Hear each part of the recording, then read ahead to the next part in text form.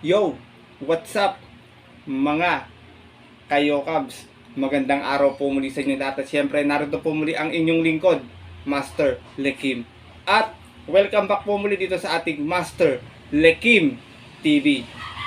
Bago ko po simulan itong ating video ngayong araw mga bayang karalista, make sure dapat nakalike na tayo at nakasubscribe. Pakishare na rin po. Siyempre pakihit na rin yung notification bell para po maging updated po kayo sa mga susunod ko pa pong mga upload na video. At ngayong araw mga bayang karalista, mayroon tayong muling konting silip, giya, at race analysis sa karera para po kayo araw ng Sabado. Weekend races na po tayo, February 10, 2024, sorry. Dito po muli sa Metro Turf Malbar, Batangas. At meron po sila inihanda 8 races na magsisimula po sa ganap na alas 3 ng hapon.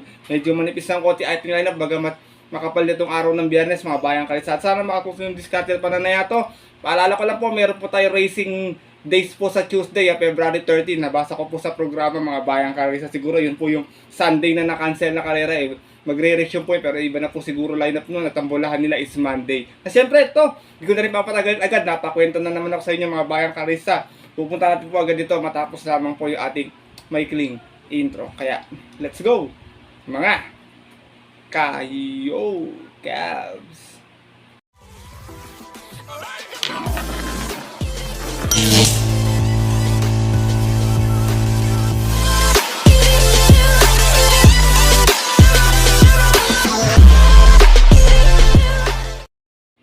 At gaya nga po ng nabanggit ko kayo na sa ating intro mga bayang karisa, meron tayong 8 races na lalargaan ngayong araw ng Sabado. Siyempre dating gawi pa rin.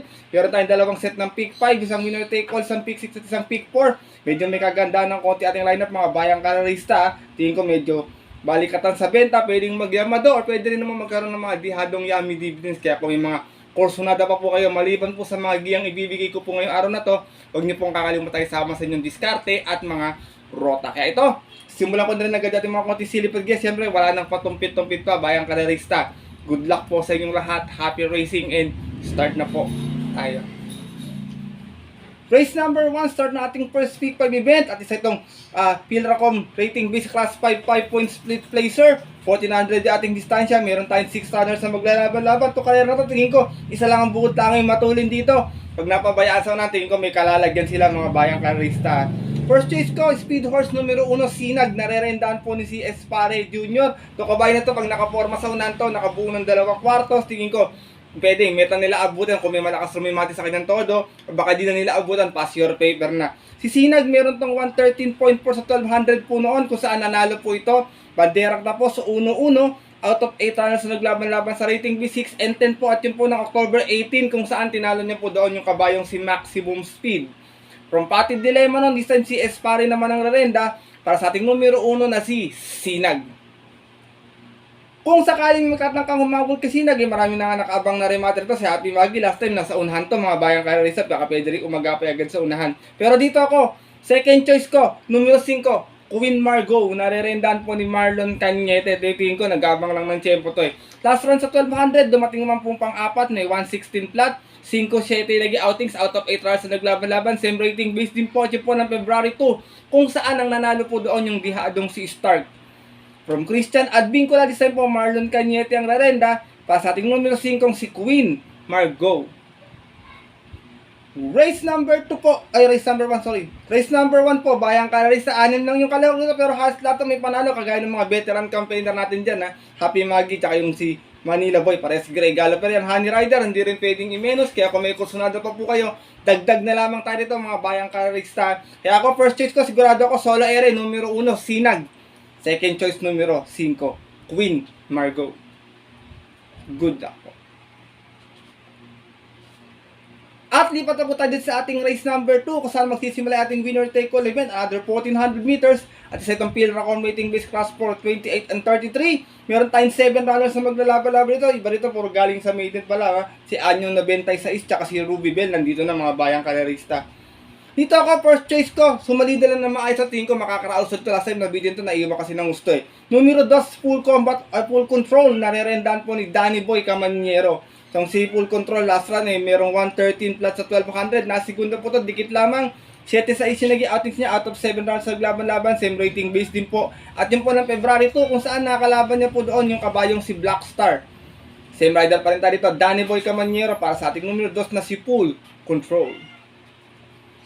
Second choice ko, galing sa pahinga, baka magpagpag lang ng kalabang, o tingin ko medyo mababa rin sa grupo to, pwede makadihado ha, isa lang sa KT. Numero 4, imported horse, Top Grosser, nare-rendan po ni Boji Henson. Ito naman si Top Grosser, may 126.6 nun. Dumating po itong pang-apat, umalis ng 2-3, out of 8 runners na naglaban-laban sa isang special race po noong November 8, kung saan ang nanalo po doon yung kabayong si Magna Cum Laude. Same rider pa rin tayo dito, Boji Henson, para sa ating numero 4 si Top Grosser.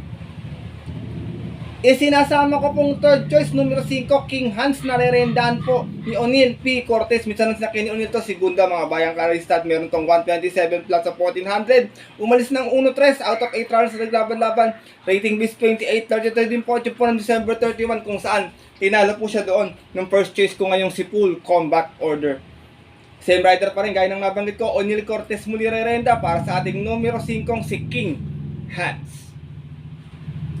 Race number 2 po, bayang kalerista, kung may kursunada pa, yan, magandang dilag, maganda rin yung panalo last time, baka magkomento si Caballo, tsaka matulis din Rumimate, baka pwede pong umulit, kaya kayo na pong bahala, kung magdadagdag na lang po kayo dito, bayang kalerista. First choice ko po muli, numero 2, Full Combat Order. Second choice, numero 4, Top Grosser, and third choice, yung numero 5, si King Hans. Good luck po. At narito na po tayo dito sa ating race number 3, kung saan magsisimula naman yung ating pick 6 event, other 1400 meters, at isa itong Pilracom rating base class 5, 11 to 15 split. Meron tayong 7 runners na maglalaban-laban. Dito ako, first choice ko, Lone Grey Galloper, numero 3, Isla Puting Bato, nare-rendahan po ni I.A. Agil. Last time, medyo sumulid na ng maayos to, medyo maaga na umalis to, pang-apat na umalis last time Pero dumating lamang itong Tarsera, may 129.6 sa 1400, out of 7 runners na naglaban-laban, same rating base din po ng January 28, kung saan ang nanalo po doon yung galing pa sa likurang kabayong si Mythic Leila. Same rider na rin tayo dito, I.A. Aguila, para sa ating numero 3 na si Isla Puting Bato. Second choice ko, Horse to Beat, numero 7, Bantay Sarado, nare-rendahan po ni Marlon Cañete. Napanalo ni Marlon Cañete to last race, dihado. Last year pala, sorry, dihado. Meron to 128.6, umalis ito ng 9.8. Out of 11 runners na naglaban-laban sa rating B16-21 pa po. Bumaba na po pala ng grupo to dito. At yun po ng December 8, kung saan tinalo niya po doon yung kabayong si Hot Rat Hearts. Same rider na rin, gaya nga po ng nabanggit ko, MP Cañete, para sa ating Horse to Beat na numero 7, si Bantay Sarado. Race number 3 po, bayang kalerista. First choice ko po muli, numero 3, Isla Puting Bato. Second choice, numero 7, Bantay Sarado. Good luck po. At narito na po tayo dito sa ating race number 4, kung saan magsisimula ating second peak 5 event.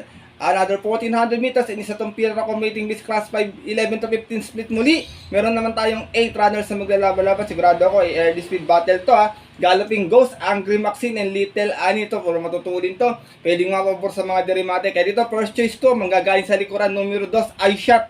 Nare-rentan po ni RC Suson. Itong si iShot may 126.8 nun, kung saan dumating itong Tarsera. Umalis ng 9-9, out of 9 runners na naglaban-laban sa rating B16-21 po. Bumaba po muli ng grupo to dito. At yun po ng January 21, kung saan ang nanalo po doon yung kabayong si Cole Digger. Same rider pa rin tayo dito, Rico Camba Suson, para sa ating numero 2 na si iShot. Second choice ko ito, maganda tinatakbo, pwede rin na may sabay sa unahan. Pag ginusto, pwedeng ipesto lang na maaga muna. Numero 1, Go G Go, nare-rendahan po ni BJ Guerra. Ito naman si Go G Go, may 129.6 nun, kung saan nasigunda to. Umalis ng 1-3, out of 9 runners na naglaban-laban, same rating base din po. At yun po ng January 24, kung saan ang nanalo po doon yung kabayon si Diamond Story. Same rider pa rin tayo dito JB Guerra, para sa ating numero 1 si Go G Go. Isinasama ko pong third choice, galing sa panalo, makit ng grupo dito, numero 5, Captain Det, nare-rendahan po ni Lester De Jesus. Ito naman may 130 flat last time, nanalo po ito. Umalis ng 3-4, out of 7 runs na naglaban-laban sa rating B6 and 10, at yun po ng February 3, kung saan tinalo niya po doon yung kabayong si Aliana. Same rider pa rin tayo dito, Lester De Jesus, para sa ating numero 5, si Captain Det. Race number 4 po, bayang kalerista, kung may napupuso magpakilala pa sa mga tutuloy natin, kung may kusada kayo, dagdag na lamang po tayo First choice ko po muli rito, numero 2, iShot. Second choice, numero 1, Go G Go. At third choice, yung numero 5, si Captain Det. Good luck po. At narito na po tayo sa ating race number 5 kung saan parating ito na ating first Peak 5 event. Magsisimula naman yung Peak 4 event, another 1400 meters, Pilracom Mating Beast Class 5, 6, and 10 split. Meron tayong 8 runners but 7 in betting number lamang po. Dito ako, first choice ko, isang Dirimata, isang Di Bandera, couple entry 1 and 1A, double time with RM Adona and 1A gold and silver with CS Pare Jr. Double time, last run, may sa 1400, may 130.4. Dumating itong Tarsera, umalis ng 11-11. Out of 12 runs, naglaban-laban sa rating B6 and 10 last race. At yun po ng January 24 kung saan ang nanalo po doon, yung kabayong si Janchi. Same rider pa rin tayo dito, RM Adona, para sa ating numero 1 si double time. Samantala ito naman kakampi niya magdadala ng Marte, sigurado ito, 1A gold and silver na meron namang 115.6 sa 1200. Dumating po itong Tarsera noon, 2-2 yung naging outings, out of 11 runs naglaban-laban. Sa rating base, 11 to 15 pa po at yun po ng October 27 kung saan ang nanalo po doon yung kabayong si Johnny Bunny. From Mark A. Alvarez noon, this time si Espara Jr. ang larenda para sa ating 1A na si gold and silver. Second choice ko, baka kumukuha lang ng tiyempo. Tingin ko, hindi pa naman laos tong kabayo na to eh. Numero 3, Habana Onlan na. Nare-rendahan po ni IA Aguila. Last run, meron lamang to 130.4. Dumating po itong pang-6. Umalis ng 8-7. Out of 11 runs naglaban-laban. Rating B6 and 10 po last race. At yun po ng January 26. Kung saan ang nanalo po doon yung kabayong si Stan in Faith. Same rider pa rin tayo dito. IA Aguila. Para sa ating numero 3 na si Habana O. Nana. Race number 5, pass muna ako kay Etnat. Galing sa pahinga kasi ito mga bayang kalisa. Pero kung nakakondisyon naman po malaki rin po yung panalo kasi tsaka mababa rin siya sa grupo. Pero ako po siguro pass muna bayang kalisa, kayo na pong bahala. First choice ko po muli, 1 and 1A double time and gold and silver. Second choice numero 3, Habana O Nana. Good luck po. At lipat na po tayo dito sa ating race number 6 kung saan 1400 mo nating distansya and isa tong Pilracom Mating Beast Class 5 5-point split placers. Meron tayong 7 runners na maglalaban-laban. Dito first choice ko, horse to beat. Sigurado ko pag sumalida ng maestro at patok to dito. Numero 1, Sky Lover, nare-rendahan po ni Alison Pabilik. Meron tong 129.6 na tumakbo siya noon. Nasigunda po. Umalis ng 7-7 out of 12 runs naglaban-laban sa rating B6 and 10 pa po at yun po ng January 19 kung saan ang nanalo po doon yung dihadong Sinuwa. Same rider pa rin tayo dito, Alison Pabilik para sa ating horse to beat na numero 1 si Sky Lover. Second choice ko, kung mapapagbigyan sa unahan, hindi ka na masasabay, tingin ko pwedeng magbigay ng upset. Numero 7, Jumbo, nare-rendahan po ni Virgomel Galieta. Last time magalitin ako nito kay Galieta Meron naman po itong 1 to 30.6. Last time dumating itong Tarsera, 1-1 siya nagdala ng marcha. Out of 7 runs na naglaban-laban, same rating base po ng February 3 kung saan ang nanalo po doon yung kabayong si Heirloom. Same rider pa rin tayo dito, Virgomel Galieta para sa ating numero 7 si Jumbo. Race number 6 po, Bayang Kalarisa. Kung may napupusuan pa, kayo na pumbalang magdagdag na lamang. First choice ko po muli, Sky Lover, numero 1. Second choice, numero 7, Jumbo. Good luck po. At narito na po tayo sa ating penultimate race ngayong araw po ng Sabado, race number 7. At isa itong Pilracom Mating Beast Class 5, 11 to 15 split, 1400 ating distansya. Meron tayong 8 runners na maglalaban-laban. Dito dalawang tip kong dihado mga bayang karesa, kayo na pong bahala magdagdag na lamang kung may napupusuan ko kayo First choice ko, long shot ko po ngayon araw ng Sabado numero 2, Buntay Shore, nare-rendahan po ni C.A. Reyes. Tingin ko mayroon na tong kabayo na to, kumukuha lang ng tiyempo, na isasabay na sa unahan, baka biglang mapabayaan tingin ko sa karera na ito. Huling takbo may 130.4, dumating pong pang siyam, pero umalis po ito ng 2-3 out of 10 runs na naglaban-laban sa rating base 16-21, bago mabad sa grupo at yun po ng February 3 kung saan ang nanalo po sa karera nila yung kabayong si Agaron. Same rider pa rin tayo dito, C.A. Reyes para sa ating long shot na numero 2 na si Buntay Shore.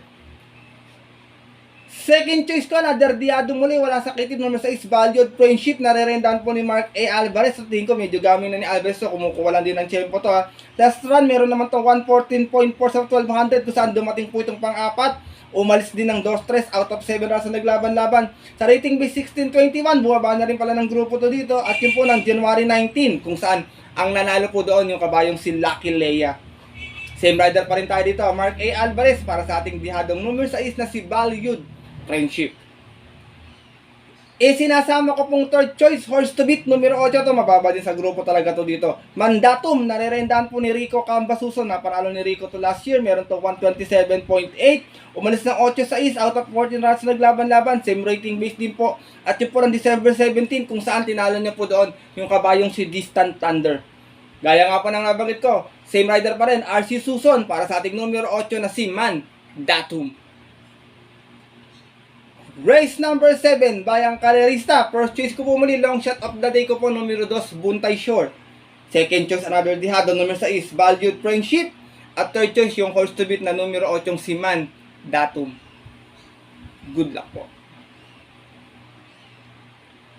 At narito na po tayo sa ating huling karera ngayong araw po ng Sabado. Parating nga po tayo mabuto exotic bets. Take all, pick 6, pick 5 at pick 4. Another 1400 meters. Isa itong Philracom rating base class 4. 22-27 split. Meron tayong 12 runners na maglalaban-laban.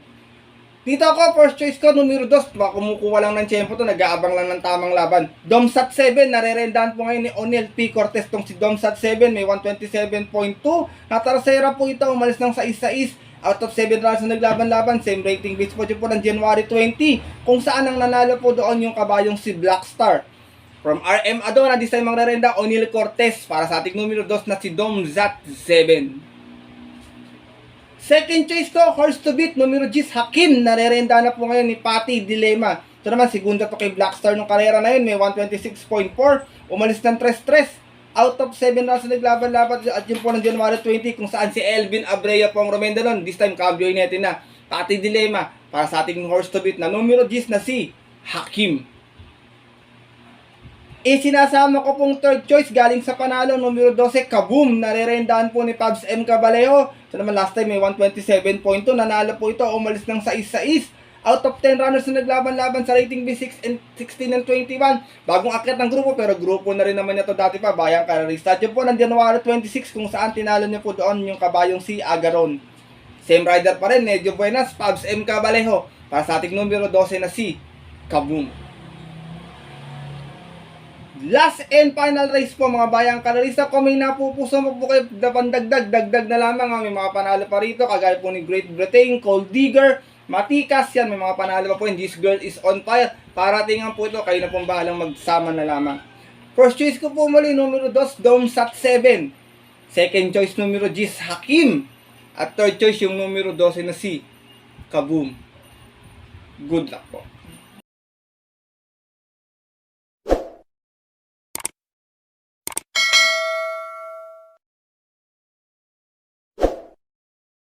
At yun po mga Bayang Karerista, at ang ating mga kayokabs, natapos na po ito ating video natin konting silip at giyo ngayong araw po ng Sabado, na sana po makatulong po sa inyong diskarte at pananaya. Makadihado po sana tayo mga Bayang Karerista at makakuha tayo ng yummy dividends dahil yung mga tumataya po dyan ng mga paborito po nilang exotic bets. Maaari nyo po itong sundin or maaari naman pong hindi, Bayang Karerista, dahil sariling aral ko lamang po ito, kuro-kuro at opinion po sa karera. Pagdating po ng tayaan sa takilya, siyempre mas mananaig po yung sarili nyo pong napupusan ng kursunada, and always kayo pa rin po yung masusunod.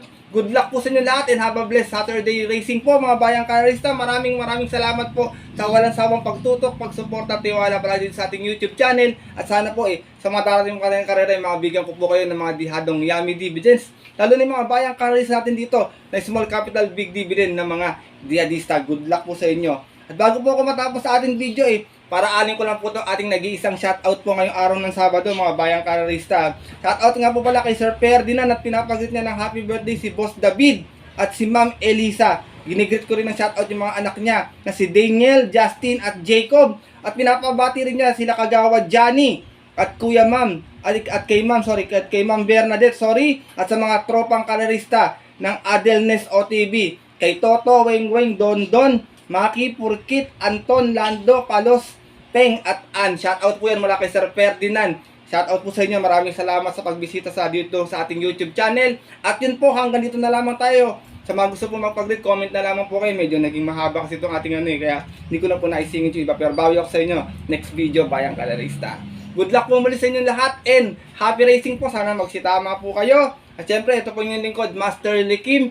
Yung always po nagpapalasin at nagsasabi na ang karera po, dapat po libangan lamang. Dahil ito talagang tsambahan lang at tapat-tapat lang. Minsan swerte, minsan malas, pero pag pinagbigyan tayo syempre ng nasa taas, huwag po natin kakalimutan magpasalamat sa kanya at tumulong sa ating kapwa. Kahit sa simpleng pamamaraan lamang, ika nga, share your blessings po mga bayang karerista.